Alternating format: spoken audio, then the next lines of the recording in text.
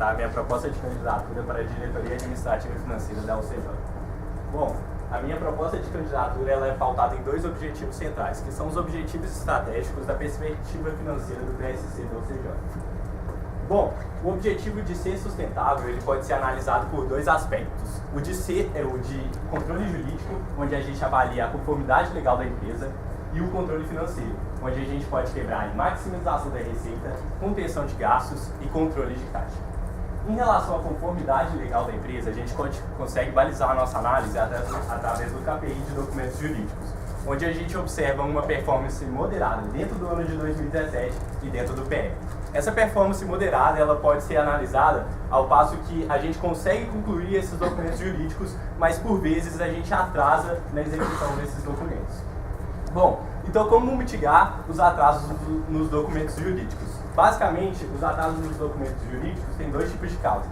As causas externas, onde a gente não consegue atuar tão fortemente, e as causas internas, que perpassam por dois pontos críticos centrais: a gestão do conhecimento e o planejamento de datas. Bom, então, a fim de otimizar esses valores, esses pontos, é proposto que a gente crie um manual de elaboração de documentos jurídicos, um calendário de etapas de conclusão desses documentos jurídicos. Com isso, a gente vai ter uma melhor gestão de risco e vai ter uma programação mais assertiva e mais conservadora sobre as etapas desse processo. Bom, a fim, então, de maximizar a receita dentro do controle financeiro, a gente pode avaliar o OPI de performance do Comitê de Vencimentos, onde a gente vê um desempenho aí acima da meta durante todo o ano. Só que se a gente pega esses valores reais, o valor do rendimento mesmo das nossas aplicações, a gente vê uma trajetória decrescente desse rendimento, o que coloca em xeque, então, a nossa estratégia de investimentos atual. Bom, em relação ainda à maximização de receita, só que um pouco mais para a receita operacional, é interessante a gente fazer uma análise sobre o API de inadimplência, que vem demonstrando os resultados bem aquém do esperado do ano de 2017, o que culminou em um déficit de receita de cerca de R$23 mil só no ano de 2017. Bom, então como que a gente faz para a gente maximizar a nossa receita financeira? Basicamente, a gente tem que fazer melhores investimentos. E para fazer melhores investimentos, a gente precisa de melhores analistas. E para melhores analistas, estruturar o comitê. Bom, conversando com os membros que passaram pelo comitê dentro do ano de 2017, foi observável 4 pontos críticos. O primeiro ponto crítico no que tange ao processo seletivo, onde é proposto que a gente retome o processo que era feito até a gestão de 2015 do Diego, de uma prova e uma entrevista. A respeito dos materiais de estudos, que foi outro ponto crítico abordado, é proposto que se crie uma apostila do comitê e que se busque cada vez mais materiais para o comitê, com sempre os CJs e professores da face. Também outro ponto crítico apresentado foi o acompanhamento da célula do MFIM com o Comitê de Investimentos, onde é proposto reuniões quinzenais e a apresentação de uma sabatina por um trainee do Comitê de Investimentos. E por fim, é preciso que a gente também defina uma estratégia de investimentos do Comitê de Investimentos para os analistas terem um direcionamento durante o processo. Por isso é interessante, conversando com os analistas que vão estar atuando esse semestre, que a gente continue investindo em renda fixa, só que agora numa carteira de uma liquidez um pouco mais variada, que confira uma rentabilidade maior do que os títulos de alta liquidez que a gente investe hoje. Bom, agora a fim de maximizar a nossa receita operacional, é importante a gente ter um foco muito grande nos nossos clientes inadimplentes. Atualmente, a gente tem medidas reativas de controle da inadimplência, que é o cadastro do cliente no CDL, o nosso processo de cobrança e a renegociação de dívidas. Mas, por enquanto, essas medidas têm sido muito ineficazes. Então, é preciso que a gente olhe mais para o panorama proativo de combate à inadimplência. Por isso, é proposto que se crie uma iniciativa da célula ADMFIM não estratégica, da gente estudar o perfil financeiro dos nossos clientes e avaliar qual medida proativa de combate à inadimplência teria o melhor custo-benefício e não atrapalharia aí o cenário de venda de projetos. Bom, para olhar então para a contenção de gastos, eu analisei o OPI de rentabilidade real de projetos, que teve um mau desempenho, tanto dentro do ano de 2017 quanto ao longo do PE. Bom, então como que a gente enxuga os custos dentro da UCJ? Basicamente, a gente tem dois tipos de custos, a mão de obras e os recursos. A mão de obra é a nossa hora alocada, os recursos são aquele dinheiro que a gente gasta para a execução do projeto. Então, basicamente, para a gente enxugar os custos, a gente precisa de projetos mais eficientes. Para a gente ter projetos mais eficientes, a gente precisa de um planejamento e um gerenciamento mais assertivo e de uma cultura de eficiência. No que tange o planejamento e o gerenciamento mais assertivo, é quase exclusividade de atuação da célula de projetos. Mas quando a gente fala de cultura de eficiência, tem um papel habilitador aí do ADMFIM. Então, como que a gente consegue introduzir essa cultura de eficiência? Basicamente por 2 pontos: evidenciação de resultado e recompensa por meta batida. Então, o que é proposto é que seja evidenciado no gestão à vista a rentabilidade semanal dos projetos e que na última RM do mês, esses projetos que estão dentro da meta sejam evidenciados e os que também não estão dentro da meta sejam evidenciados também. Caso pelo menos 75% desses projetos estejam dentro da meta, a empresa é recompensada com 2 happy hours no próximo mês. Bom, em relação ao controle de caixa, o indicador que foi analisado foi o OPI do preço médio da hora vendida, que apesar de performar bem durante o ano de 2017, assim como nos anos anteriores, apresentou uma alta variância de preços. Bom, é perceptível que a nossa meta fixa, mais fixa, semestral, ela não acompanha a propensão a pagar dos nossos clientes, muito menos o cenário interno de alocação e de cenário de caixa. Portanto, a fim de ter um maior alinhamento na questão dos preços, é necessário que a gente crie uma reunião mensal de precificação onde seja definida a banda da hora meta. O que seria essa banda da hora meta? Uma referência de preços para clientes com alta propensão a pagar e uma referência de preços para clientes com baixa propensão a pagar. E que acompanhe o cenário de alocação e de caixa, sempre compensando de forma a atingir a meta no final do semestre. Bom, agora a respeito do objetivo de investir estrategicamente, a gente também pode olhar ele sobre 2 aspectos. O primeiro é a eficiência do planejamento financeiro, onde requer uma alta sensibilidade do diretor administrativo na priorização de gastos. Então é necessário uma alta interface entre a célula DMFIN com as outras células da empresa. Além disso, é preciso de uma provisão de gastos muito assertiva. O que seria essa provisão de gastos? Em cenários de fluxo de caixa maior, a gente realiza reservas e no cenário de fluxo de caixa menor, a gente compensa essas reservas. Por fim, um PF mais assertivo, cada vez mais assertivo, dando um enfoque agora na inadimplência, que acaba que não foi tão assertivo nesse último ano por causa do resultado muito acima do esperado. Bom, a última análise que a gente deve realizar então é sobre a maximização de investimentos, que é balizada pelo KPI de percentual de investimentos. Bom, o KPI de percentual de investimentos performou não tão bem, tanto no ano de 2017 quanto ao longo do PE. A explicação dos antigos diretores da DMFIN para um não bom desempenho desse indicador se dá pela falta de uma demanda por capacitações. Então, para a gente otimizar a demanda por capacitações, a gente precisa de melhores PDIs, o que perpassa por um plano de carreira mais consolidado e uma maior oferta de capacitações.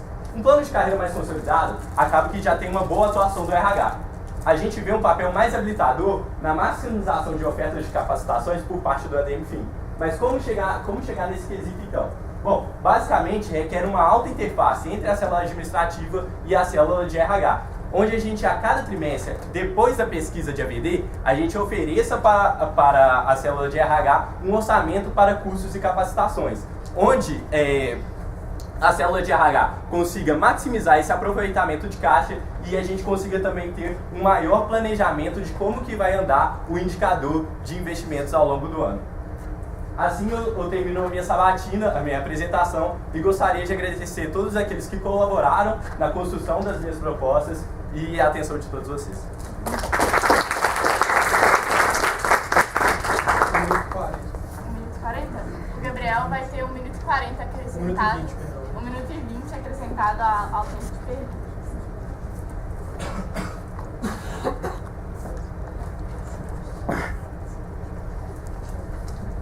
Gui, você pode contar aí também? 30 segundos de pergunta. Posso começar agora? Pode. Primeira pergunta do conselho.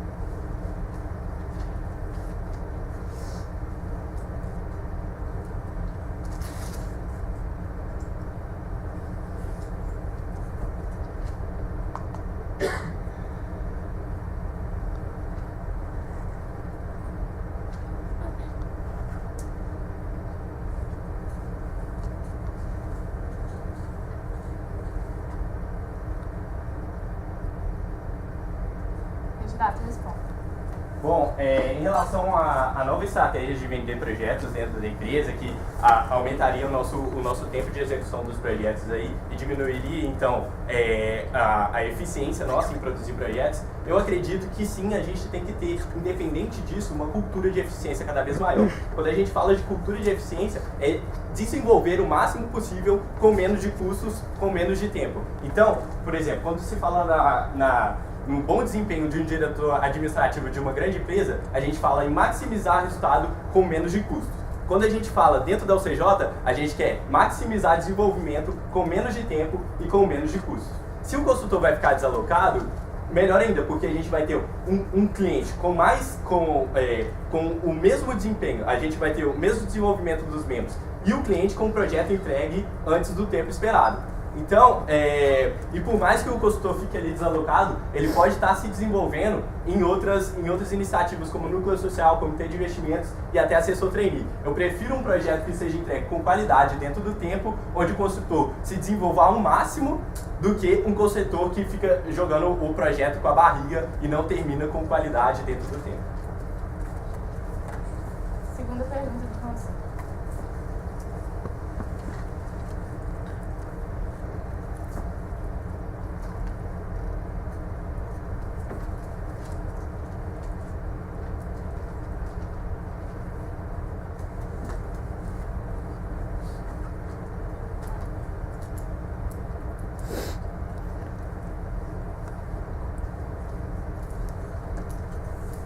Bom, a receita financeira que a gente ganha com os investimentos atuais do Comitê de Investimentos, eles são extremamente necessários para o cumprimento do nosso fluxo de caixa. Eu fiz os cálculos, cerca de 8% do nosso faturamento vem da receita financeira provida pelo Comitê de Investimentos. Então, sim, é extremamente necessário a gente ter um bom desempenho e principalmente porque ele ajuda a cobrir os nossos gastos. Com certeza, se a gente não tivesse esse tipo de iniciativa, a gente não somente ia corrigir o capital com a inflação, mas também não teria um montante para estar investindo em membros e realizando despesas que maximizem o nosso faturamento. Terceira pergunta do conselho.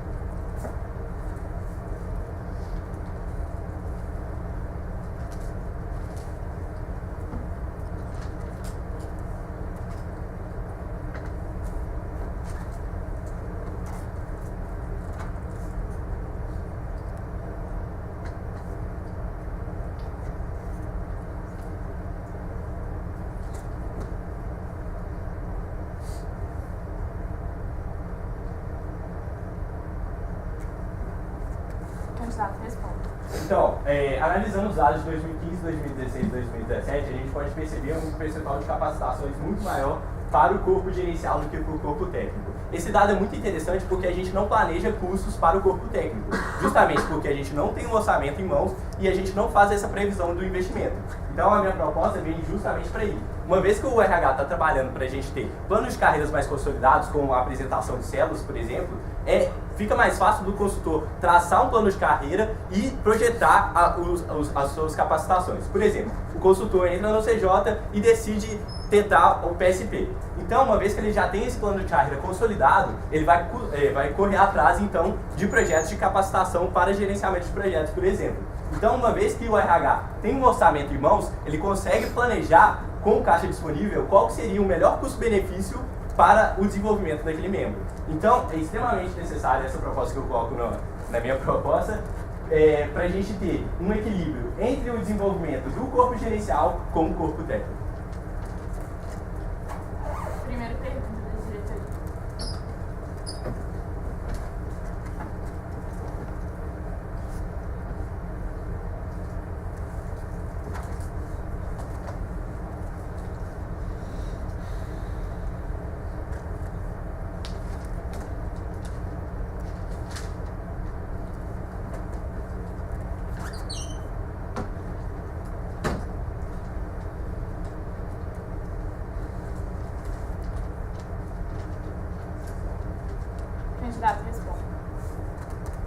basicamente, essa mudança na métrica do indicador de percentual de investimentos era até uma crítica que eu fazia anteriormente e infelizmente mudou. Basicamente, a métrica do investimento era registrada em competência. Então, por exemplo, aliás, era registrado em caixa, desculpa. Então, o que acontecia? A gente tinha o Ened, a gente dava o reembolso para o Ened, autorizava o reembolso do Ened, por exemplo, no mês de agosto, só que a gente só desembocava, só pagava esse reembolso lá para outubro, novembro. Então, a análise que a gente fazia sobre o indicador é que a gente tinha investido em membros no mês de outubro e novembro. Só que, na realidade, a gente investia dentro no mês de julho. Então, a passagem do indicador para a competência nos traz uma análise temporal muito mais efetiva. E o que atrapalhou o mau desempenho aí do indicador de percentual de investimentos no segundo semestre, principalmente, foi a execução aí da peça de 25 anos, que não estava prevista no nosso PF e que gerou aí um fluxo de caixa negativo, gerou um gasto a mais de R$52 mil. Tá bom que para novembro e dezembro a gente recebeu 20 mil reais de reembolso, mas mesmo assim atrapalhou a conformidade aí do nosso fluxo de caixa e ainda gerou um prejuízo de cerca de R$30 mil ao nosso orçamento. Segunda pergunta da diretoria.